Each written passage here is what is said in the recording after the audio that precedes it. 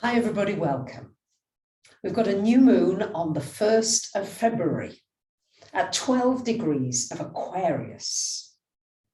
Not only are we moving into this age of Aquarius, but this new moon on the 1st of the month with the sun and moon and Saturn all in Aquarius, this is really a time for more of an awakening.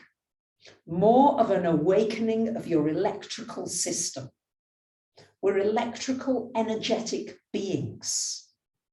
The more that we can raise our frequencies, the easier it is to get through some of the challenges that we face in life. The denser you are, the harder and the slower it is. The more filled with light you are, the easier it gets. So this new moon with the square to Uranus. So Uranus is the ruler of Aquarius. You have to be very inventive. Aquarian energy wants you just to, if something's not there, you don't have your board, you're not in your usual place, improvise and keep improvising. Because that's all you're doing anyway in your life, all of the time. But this energy is one of just setting yourself free, liberating yourself from whatever it is that keeps you stuck. Because the square to Uranus at the time of this new moon is encouraging you to unstick yourself. What are the ways in which you can become more aware of everything around you? Uranus is in Taurus, encouraging you to become aware of your environment, the things in it, the food that you eat. Maybe it's a good idea to speak to the food before you eat it, and to thank it afterwards for energetically being able to meld with you and your energy, and to give you more energy, hopefully, if it's filled with lots of good nutrition. So there's an awakening for our nutrition, our food systems, our soil, growing food, remedies and herbs and all these kinds of things. And it's an awakening, and it's quite a disruptive energy. It's no use me sitting here and saying, oh, this is a very calm type of new moon. It's not calm at all. It's disruptive. But disruptions can often be the best thing that's ever happened to you. I'm sure if you look back at your life, some of the greatest disruptions have opened the doors for the greatest development and growth that you might have made. And I'm just going to give you a simple example. Yesterday, I'm comfortable, I was working, suddenly the heating goes off. And in the countryside in Greece, in a very badly, shall we say, insulated property, gorgeous as it is, the location, it's bloody freezing, so they say up north. And it was like, oh, here we go. I had to pack my computer up, the food, and I could feel myself mumbling and grumbling and blah, blah, blah. And I thought, no, just drive off to Athens, go somewhere else. You'll have fast internet there. There are other advantages. What needs to be disrupted? That's just a small example. But these little daily examples are the things that help us, or help me, to become so aware of what a moaning, groaning voice I've got inside my head when things are not going just as I would like them to go, or people are not doing exactly what I'd like them to do. So this is an opportunity to deal with whatever frustrations are coming up, and see if you can deal with them from a new perspective. Become aware, more consciously aware of what your mind is telling you, and then do something different. Yeah. And see what you can gain from it.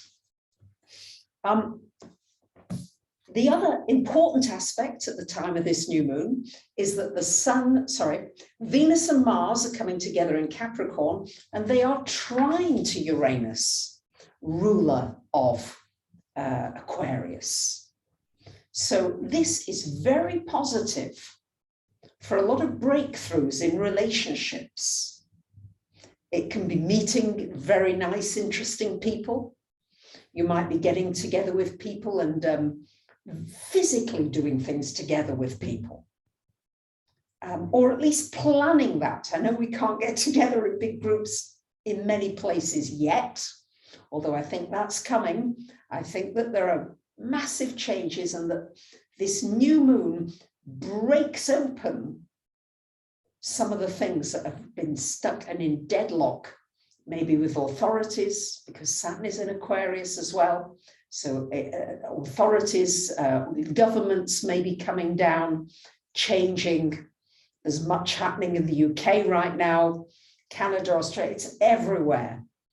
And we're looking at the global manifestation of power and freedom, when structures are needed, and when are they good structures, and are they for the benefit of everybody?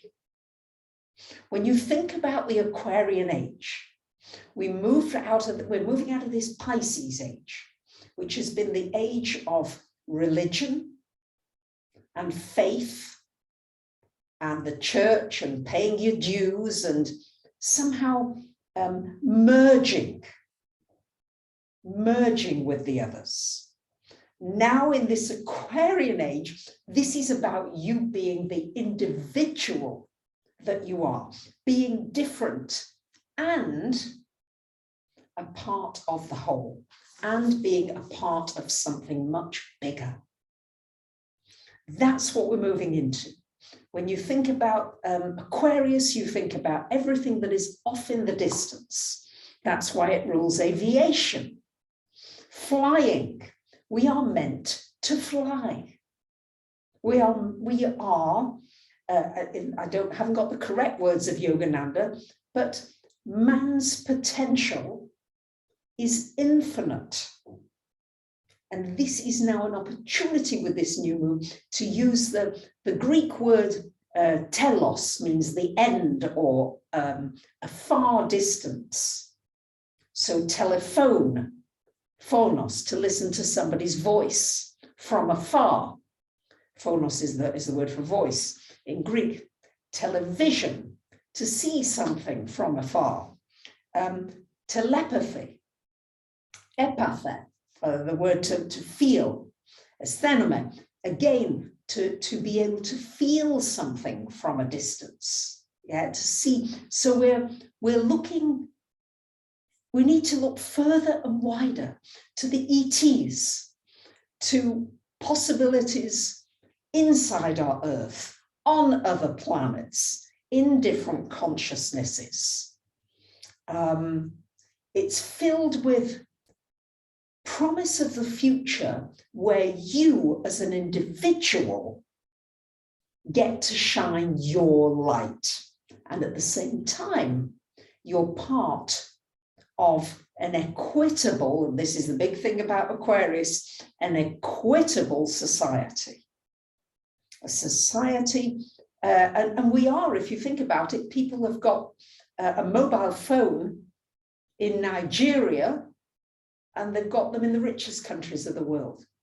So there is a certain equality already happening with this Aquarian energy. So these are the frequencies that we are working with, where you might want to look in your chart at where Uranus is in your chart, and also the 11th house, because the 11th house rules everything to do with how you might want to contribute to the community, to the group, to society, to your group that you most connect with.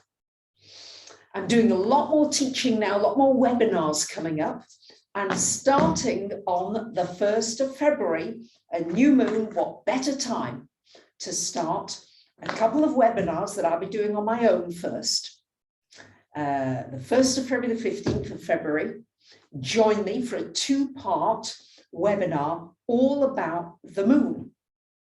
A new moon, great time to really learn more about astrology and the importance of the moon in your chart. We'll be looking at the moon, what it means, the cycles of the moon, the power of the moon, how you can get in touch with that power of the moon and use it very constructively. And then on the 23rd of the month, I will tell you more in a future video. We have to keep you interested and excited about future possibilities. So I wish you a wonderful new moon in Aquarius, and I send you much, much love.